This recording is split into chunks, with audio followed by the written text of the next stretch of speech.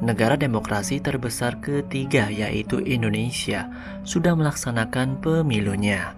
Berbagai media asing termasuk dari media Malaysia turut datang ke Indonesia. Mereka tak hanya meliput pemilu, tapi juga menyaksikan pembangunan pesat di Indonesia pada era Jokowi saat ini. Orang Malaysia kaget fashion Indonesia berkembang pesat dan juga pembangunan infrastruktur, salah satunya kereta cepat atau kereta laju yang mereka sebut.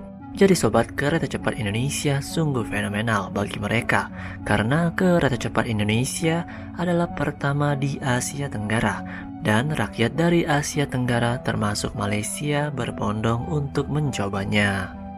Nah, di sini orang Malaysia tak hanya meliput pemilu saja, tetapi kagum dengan kereta cepat dan berharap negaranya punya kereta cepat juga. Pemilu sudah selesai. Keputusan pun hampir pasti muktamad. Saya sempat turun ke lapangan pada hari kejadian, melihat beberapa tempat pungutan suara, bersapa dengan beberapa pemilih, berbincang dengan beberapa petugas-petugas pilihan raya, dan saya sempat juga meninjau keadaan di markas calon-calon presiden pada ketika undian atau suara masih lagi dihitung.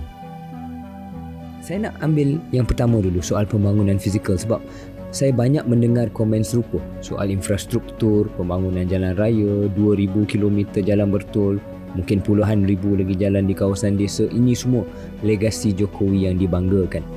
Dan salah satu daripada projek fizikal infrastruktur ni adalah kereta api laju antara Jakarta dan Bandung. Saya nak naik sendiri, melihat sendiri, salah satu projek kebanggaan dari era Jokowi. Ini adalah kereta api laju ataupun dipanggil sini kereta api cepat antara Jakarta dan juga Bandung. Kejap lagi saya akan naik. Dia dah pendekkan tempoh masa. Kalau dulu naik kereta dari Jakarta ke Bandung 3 jam, sekarang ni 30 minit. Ini antara projek legasi Presiden Jokowi yang dibanggakan oleh rakyat Indonesia. Jom kita naik kereta api laju ini. Dalam perjalanan HSR Indonesia ni, dan nama HSR ni dipanggil Wush, saya sempat berborak dengan Pak Dinky Sharifuddin, Ketua Hubungan Masyarakat, macam corporate comms bagi syarikat kereta api laju ini. Pak Jokowi menginginkan ada teknologi tersebut di Indonesia, tapi tidak spesifik teknologi yang ada di China ya, tapi memang beliau menyampaikan ingin ada teknologi kereta cepat di Indonesia. Jadi berawal dari situ, akhirnya memang beberapa kerjasama dilakukan ya, tidak hanya dengan China tadi, mungkin ada dengan Jepang, dengan Jerman. Ya sampai akhir terpilih adalah memang China untuk melaksanakan proyek ini. Coba lihat nanti 10 tahun atau 20 tahun ke depan, ketika memang kita perlu bergerak cepat dari satu tempat ke tempat lain, kita sudah punya sarana, sudah punya moda transportasinya. Jadi ya sekarang sudah mulai terlihat kalau travel bergerakan Jakarta sampai Bandung itu rata-rata semua memilih Wush karena memang sangat menyingkat waktu dan tidak capek akhirnya. Waktu yang digunakan untuk perjalanan sedikit, jadi kualitas waktu berjalan-jalan itu sama keluarga ini bisa lebih bagus. Tak dapat saya nafikan bila beliau sebut soal political will, iltizam politik. Saya tertanya, mungkin itu ramuan yang masih kita tunggu di Malaysia untuk HSR kita. Wush! Laju. Pada awal bulan Oktober, Presiden Indonesia iaitu Joko Widodo telah merasmikan satu projek mega diorang ni lah. Projek kereta api laju dan berkelajuan pula 350 km per hour. Betul-betul laju tu Mat. Yang dinamakan Wush. Ingat saya buat Wush tadi tu? Main-main ke? Ada maksud tu. So Wush ni adalah singkatan daripada waktu hemat, operasi optimal, sistem handal. Projek kereta api laju Indonesia ni menghubungkan ibu negara Indonesia iaitu Jakarta ke Bandung. Yang sebelum ni kalau korang naik kereta api biasa, dia memakan 3 jam lebih, dan kereta api laju ni hanya mengambil masa 45 minit sahaja. Dan kalau kita nak track back balik projek ni kan, projek ini dikatakan sepatutnya hanya memakan bawah 5 bilion sahaja. Tetapi sebabkan projek ni tergendala dengan masalah yang paling utamanya adalah pandemik COVID-19, jadi projek ini telah memakan 7 bilion dolar. Tetapi itu semua hanyalah sejarah dan projek ini telah pun berjaya dirasmikan oleh Presiden Indonesia.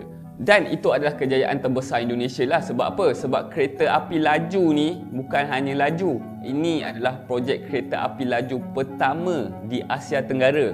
Jadi teman-teman Indonesia sekalian, macam mana kereta api laju ni? Adakah bagus atau tidak bagus? Kalau projek ini bagus untuk negara korang, Malaysia juga mau buat kereta api laju.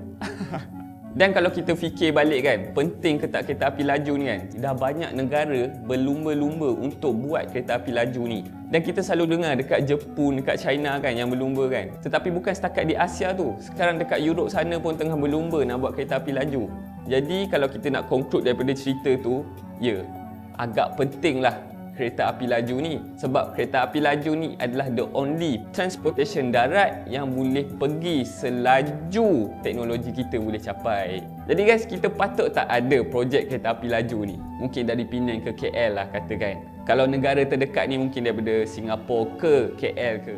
Saya melihat di Indonesia, kadang-kadang orang hanya teroja dengan kepimpinan di Indonesia. Ya, saya akui Jokowi antara pemimpin yang hebat, yang melakukan perubahan-perubahan, dan hari ini Indonesia melonjak jauh ke hadapan berbanding dengan pencapaian dalam negara kita. Tetapi di sana harus kita ingat, kenapa boleh jadi begitu? Dia jadi begitu kerana rakyatnya benar-benar merdeka. Kerana kebangkitan rakyat. Rakyat bangkit menghukum pemimpin-pemimpin yang belot, yang khianat. Rakyat bangkit. Rakyat bangkit menolak kleptokrat dalam negara mereka. Rakyat bangkit menolak perompak-perompak dalam negara mereka. Akhirnya, dia melahirkan pemimpin-pemimpin yang takut kepada kedaulatan kuasa rakyat. Nah, Sobat Maju, itu dia pendapat dari Malaysia tentang pembangunan pesat era Jokowi.